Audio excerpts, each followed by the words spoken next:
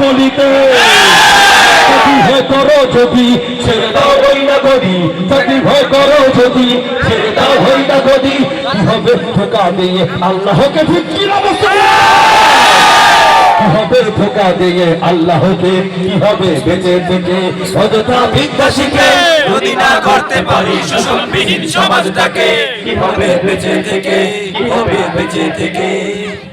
কি হবে শ্রেষ্ঠ বিজির কি হবে শ্রেষ্ঠ বিজির উম্মত বলে দাবি করে যদি সেই নবীর চেয়ার যদি সেই নবীর চেয়ার কাদিয়ানীরা দখল করে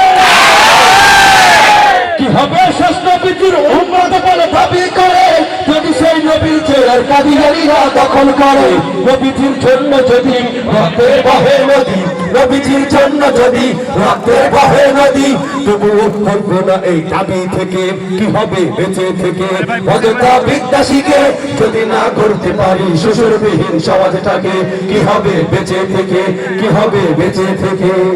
তারপরে আইনুদ্দিন আল আজাদ সাহেবের কোন সঙ্গীতটা